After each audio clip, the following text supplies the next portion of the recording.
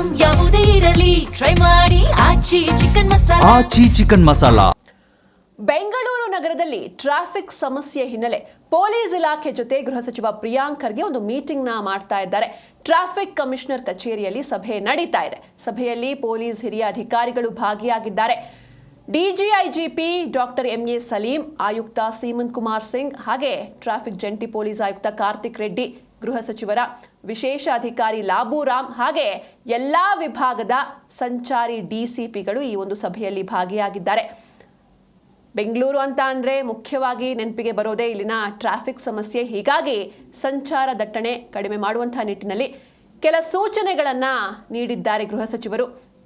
ಹಾಗೆ ಎಲ್ಲೆಲ್ಲಿ ಟ್ರಾಫಿಕ್ ಜಾಸ್ತಿ ಇರುತ್ತೆ, ಸಂಚಾರ ದಟ್ಟಣೆ ಹೆಚ್ಚಿರುವಂಥ ರಸ್ತೆಗಳಲ್ಲಿ, ಬ್ಯುಸಿ ರೋಡ್ಸ್ಗಳಲ್ಲಿ ಇಂಟೆಲಿಜೆಂಟ್ ಟ್ರಾಫಿಕ್ ಮ್ಯಾನೇಜ್ಮೆಂಟ್ ಸಿಸ್ಟಮ್ ಅಂದರೆ ITMS, ಇದರ ಜೊತೆಗೆ AI, ಕೃತಕ ಬುದ್ಧಿಮತ್ತೆ ಹಾಗೆ ಸ್ಮಾರ್ಟ್ ಸಿಗ್ನಲ್ ವ್ಯವಸ್ಥೆ, ಇದರ ಜೊತೆಗೆ real time traffic monitoring, data ಆಧಾರಿತ ಸಂಚಾರ ನಿರ್ವಹಣಾ ಕ್ರಮಗಳನ್ನು ವ್ಯಾಪಕವಾಗಿ ಬಳಸೋದಕ್ಕೆ ಸೂಚನೆಯನ್ನು ನೀಡಿದ್ದಾರೆ. ಹಾಗೆ ಯಾವೆಲ್ಲ ಜಾಗಗಳು, ಬೆಂಗಳೂರಲ್ಲಿ ಯಾವೆಲ್ಲ ಜಾಗಗಳು ಈ ಆಕ್ಸಿಡೆಂಟ್ ಹಾಟ್ಸ್ಪಾಟ್ ಆಗಿ ಇರ್ತವೆ ಅಥವಾ ಗುರುತಿಸಲ್ಪಟ್ಟಿರ್ತವೆ ಅಂಥ ಜಾಗಗಳನ್ನು ಫೈಂಡ್ ಔಟ್ ಮಾಡಿ ಅಲ್ಲಿ ಅಪಘಾತಗಳನ್ನು ತಡೆಯೋದಕ್ಕೆ ಕ್ರಮವನ್ನು ವಹಿಸೋದಕ್ಕೆ ಸೂಚನೆಯನ್ನು ನೀಡಲಾಗಿದೆ.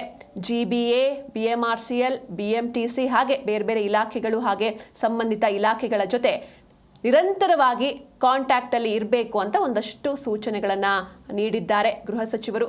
ಒಂದು ಮಹತ್ವದ ಸಭೆ ನಡೀತಾ ಇದೆ. ಸಭೆಯಲ್ಲಿ ಪೊಲೀಸ್ ಹಿರಿಯ ಅಧಿಕಾರಿಗಳು ಕೂಡ ಭಾಗಿಯಾಗಿದ್ದಾರೆ. ಎಲ್ಲ ವಿಭಾಗದಿಂದ, ಅದು DGIGP ಡಾಕ್ಟರ್ ಎಂಎ ಸಲೀಂ ಆಗಿರ್ಬೋದು ಅಥವಾ ಆಯುಕ್ತ ಸೀಮಂತ್ ಕುಮಾರ್ ಸಿಂಗ್ ಆಗಿರ್ಬೋದು, ಟ್ರಾಫಿಕ್ ಜಂಟಿ ಪೊಲೀಸ್ ಆಯುಕ್ತ ಕಾರ್ತಿಕ್ ರೆಡ್ಡಿ, ಇದರ ಜೊತೆಗೆ ಎಲ್ಲ ವಿಭಾಗದ ಸಂಚಾರಿ DCPಗಳು ಭಾಗಿಯಾಗಿದ್ದಾರೆ. ಮುಖ್ಯವಾಗಿ ಈ ಟ್ರಾಫಿಕ್ ಸಮಸ್ಯೆ, ಇದರ ಜೊತೆಗೆ ಎಲ್ಲೆಲ್ಲಿ ಅತಿ ಹೆಚ್ಚಾಗಿ ಆಕ್ಸಿಡೆಂಟ್ ಆಗುತ್ತೆ ಅಂತಹ ಜಾಗಗಳು, ಅಲ್ಲೆಲ್ಲ ಯಾವ ರೀತಿ ಕಾರ್ಯವನ್ನು ನಿರ್ವಹಿಸಬೇಕು, ಯಾವ ರೀತಿ ಟೆಕ್ನಾಲಜಿಯನ್ನು ಅಲ್ಲಿ ನಾವು ಇಂಪ್ಲಿಮೆಂಟ್ ಮಾಡಬಹುದು, ಎಲ್ಲದರ ಬಗ್ಗೆಯೂ ಕೂಡ ಗೃಹ ಸಚಿವರು ಸೂಚನೆಯನ್ನು ನೀಡಿದ್ದಾರೆ.